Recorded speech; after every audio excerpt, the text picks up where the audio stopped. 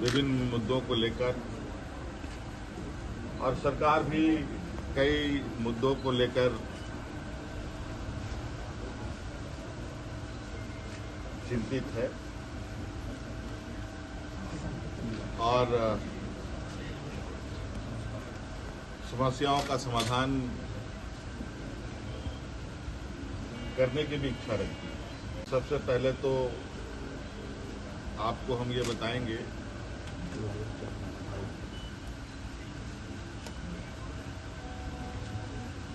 कि अभी वर्तमान में जो हमारे नौजवान छात्र छात्राएं अपनी मांगों को लेकर आंदोलनरत हैं और जो उनकी कुछ मांगे रही हैं, समय समय पर आपको ये बात पता चला होगा कि कुछ वार्ताएं भी हुई। वार्ता में क्या बातें मानी गई, क्या बातें नहीं सुलझ पाई और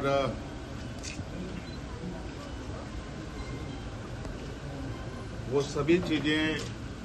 हमारे समक्ष आ रही थी और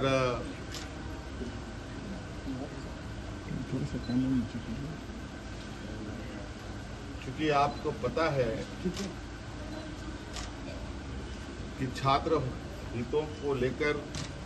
हम ही ने बहुत कड़ा और मजबूत कानून भी बनाए हैं। अगर हम कानून बनाते हैं तो कानून को लागू करने की भी क्षमता रखते हैं और नौजवानों के हितों, उनकी भविष्य, उनका विश्वास ना डगमगाए, हम हमेशा इसके पक्ष में रहे हैं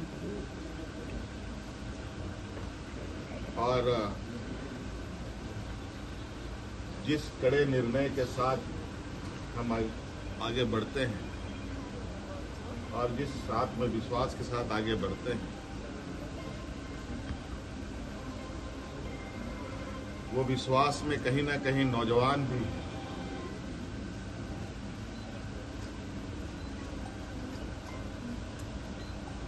और आपको पता है कि झारखंड में जेपीएससी, जेएसएससी के द्वारा नौजवानों की नियुक्ति होती है और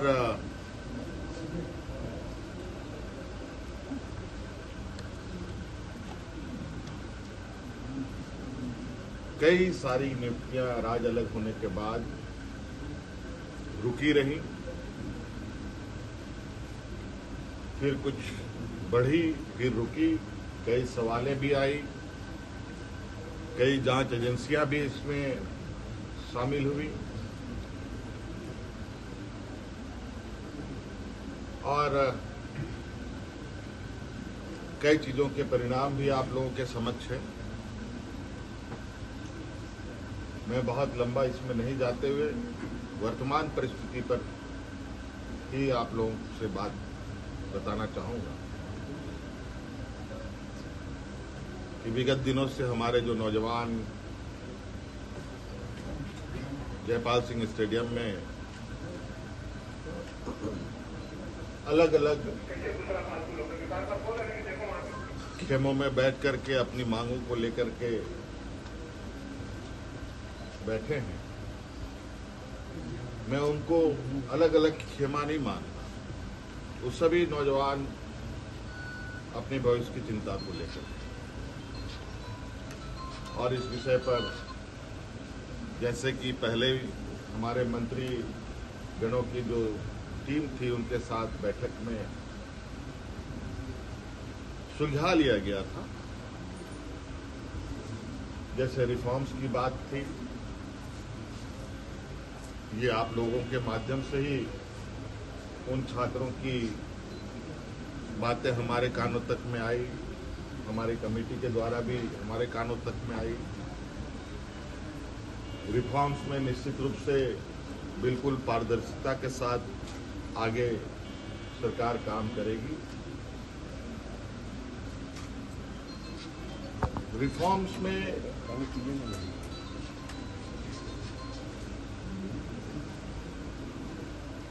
जहां तक मेरा मानना है कि परीक्षाएं कैसे होनी चाहिए, कैसे नहीं होनी चाहिए, इसका पहले से ही एसओपी बना हुआ है। और कहीं ना कहीं अगर वो एसओपी का पालन होता तो ये गड़बड़ियां नहीं होती।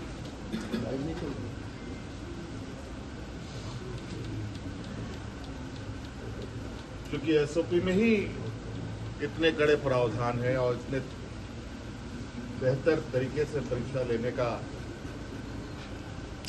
व्यवस्था है, लेकिन फिर भी हम उस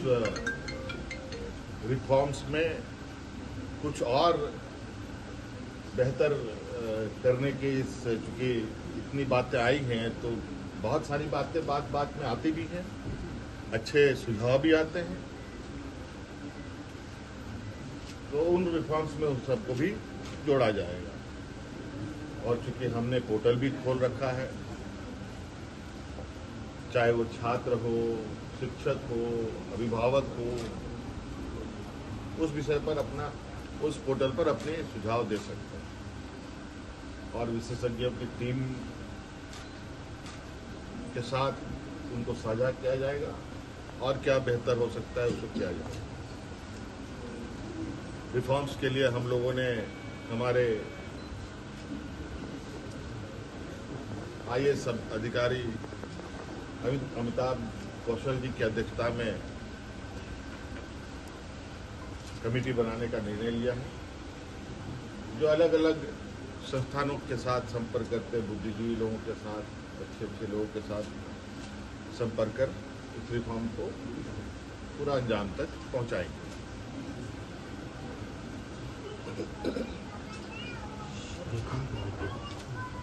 दूसरी बात, जेपीएससी का जो 14वें जेपीएससी की बात है, मुझे लगता है कि हमारे माननीय मंत्रीगणों की टीम के साथ बैठने के दौरान ही वो चीजें सुलझ गई थी। बैकलॉग की भी बात सुलझ गई थी और कई जगह पर लोग नियुक्त भी हुए हैं। उसको लेकर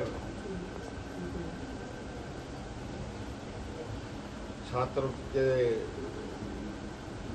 तरफ से भी और मंत्रीगणों की तरफ से भी कोई कंक्लूजन पर नहीं पहुंच पाए। आज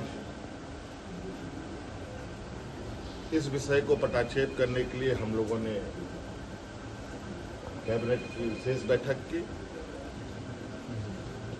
इस बैठक में उन सभी चीजों का समाधान निकालते हुए हम लोगों ने निर्णय लिया है कि टीडीपीएल द्वारा किए गए परीक्षाएं टीडीपीएल के द्वारा प्रकाशित रिजल्ट और टीडीपीएल द्वारा जो भी अभ्यर्थी चुने गए हैं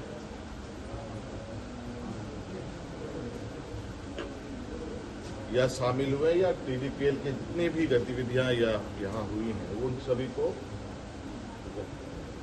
कैंसिल किया जाता है, रद्द किया जाता है।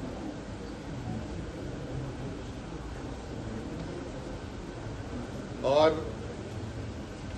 नौजवानों में सबसे बड़ा जो मुझे लगता है कि मुख्य मांग उनका सबसे प्रमुख मुख्य मांग रहा है जेपीएससी सीजीएल के संदर्भ में, क्योंकि हमने उसमें भी एक हमारे मंत्रीगणों ने आश्वस्त किया था इस विषय की जांच चल रही है। इसके लिए हम लोग रिटायर्ड जज की अध्यक्षता में संपूर्ण जांच कराएंगे।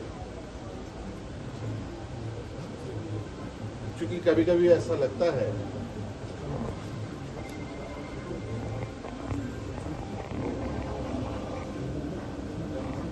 कि हम ही सही हैं, कभी कभी ऐसा लगता है कि छात्र भी सही है। इन दोनों के बीच में फर्क करना थोड़ा कठिन हो जाता है। और इस विषय को लेकर हमने जो एसआईटी की टीम जांच कर रही है और सीआईडी की जो टीम जांच कर रही है, इन दोनों के जांच के दौरान बहुत सारे ऐसे तथ्य आ रहे हैं जो चौंकाने वाले हैं। क्योंकि जांच का विषय है, बहुत खुल के बातें कहना संभव नहीं है। और